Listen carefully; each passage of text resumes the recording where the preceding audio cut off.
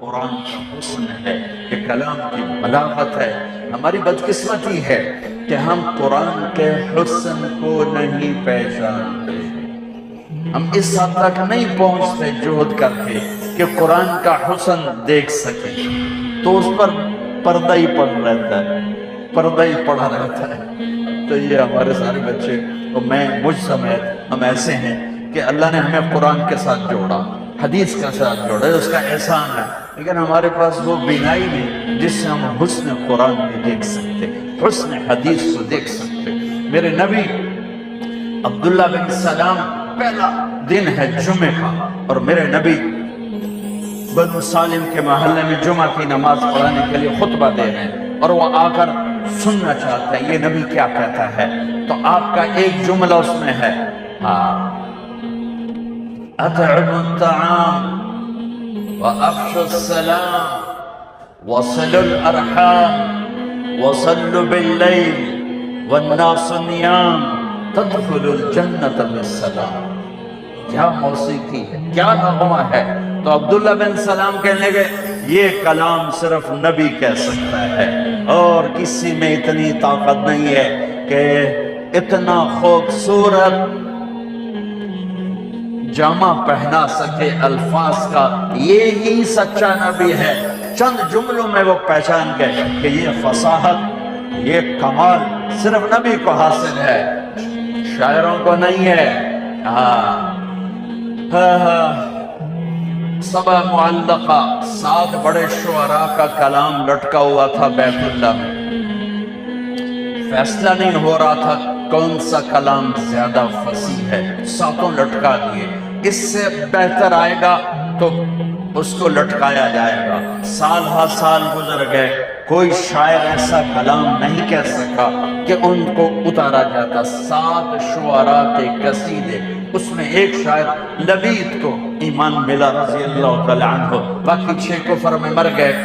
تو جب میرے نبی پر قرآن اترنا شروع ہوا تو ایک اترا، دوسرا، تیسرا، چوتھا، پانچواں، چھٹا، 6 قصیدے اتر گئے کہ یہ کلام بہت طاقتور ہے۔ لوگوں نے کہا امرؤ القیس کی بہن سے، وہ تو مر گیا تھا، بہن زندہ تھی، کہ تو بھی اتار دے، دیکھتی نہیں ہے محمد پہ کیسا کلام آ رہا ہے۔ وہ کہنے لگی ابھی میرے بھائی جیسا کلام نہیں آیا، جب آئے گا تو اتار دوں گی۔ پھر ایک آیت اتری سورہ ہود کی۔ قرآن سارا بہت فصیح ہے، اور پورے قرآن کی افصح آیت فی القرآن، قرآن کی سب سے فصیح آیت 19 الفاظ اور 21 اقسام بلاغت، 19 الفاظ اور 21 اقسام بلاغت۔ یہ علامہ طنطاوی رحمت اللہ علیہ نے اپنی تفسیر میں ان سب کو ذکر کیا ایک ایک کر کے کہ اس 19 الفاظ میں 21 اقسام بلاغت ہیں جو انسان کے بس کی بات نہیں ہے۔ وقیل یا ارض ابلعی ماءکی ویا سماء اقلعی وغیض الماء وقضی الامر واستوت علی الجودی وقیل بعدا للقوم الظالمین۔ یہ آیت 19 الفاظ، 21 اقسام بلاغت۔ تو یہ آیت امرؤ القیس کا قصیدہ جمع کرا تھا، کفا نبک من ذکرا حبیب ومنزل بسقط اللغا بین الدخول فحوملی ففوضع فالمقرات لم يعف رسمها لما نسجتها من جنوب وشمعلی ترى بعر الأرآم في عرصاتها وقيعانها كأنه حب فلفل كأني غداة البين يوم تحمل لدى سمرات الحي ناقف حنظلي وقوفا بها صحبي علي مطيهم يقولون لا تهلك أسن تجملي وإن شفائي عبرة مهراقة فهل عند رسم دارس من معول ففاضت دموع العين مني سبابة على النحر حتى بل الدمع محملي۔ یہ اس کی ابتدا ہے، یہ عالی شان قصیدہ ہے جو امرؤ القیس کا ہے۔ جب یہ آیت آئی تو اس کی بہن نے کہا اس کلام نے میرے بھائی کے کلام کو توڑ دیا ہے، اور جا کر قصیدہ اتار دیا کہ وہ حسن کلام کو جانتے تھے۔ میرا دکھ یہ ہے ہم نہیں جانتے۔ مجھے یہ چیز سب سے زیادہ تڑپاتی ہے جب کبھی کوئی کتاب سامنے ہوتی ہے کہ ہائے کاش کہ ہم اس کے حسن سے پردہ اٹھا سکتے اس کا، چونکہ یہ ایمان بالغیب نہیں، یہ ایمان بالمحسوسات میں سے ہے کہ قرآن کا علم حسی ہے، محسوس ہونے والی چیز ہے، محسوس ہونے والی چیز ہے۔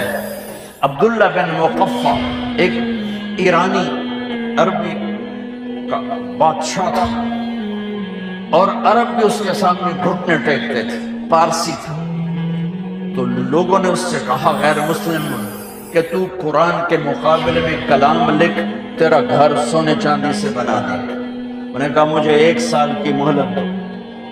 1 سال وہ بندہ صرف ضرورت کے لیے گھر سے نکلتا ہے اور سارا سال بیٹھ کے کلام لکھ رہا ہے، کلام لکھ رہا ہے، کلام، حتیٰ کہ 1 سال کے بعد وہ تیار کر کے کہتا ہے یہ کلام مسلمانوں کی کتاب کے برابر ہو گیا ہے۔ تو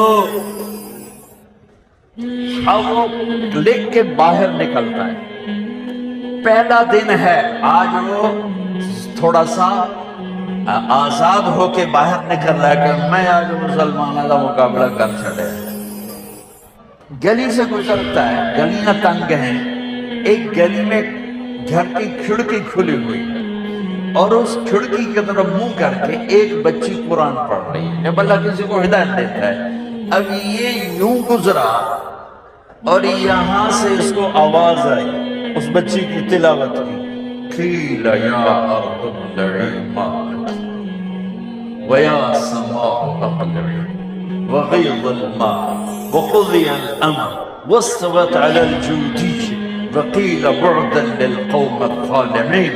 تو ایسے کانپنے لگا، کہنے لگا یا صفا، ہائے مر گیا، میرے 1 سال کی محنت کو یہ چند جملے کھا گئے، یہ چند جملے کھا گئے۔ واپس گیا، پھاڑ کے آگ میں ڈال کے کہنے لگا لا الہ الا اللہ محمد رسول اللہ۔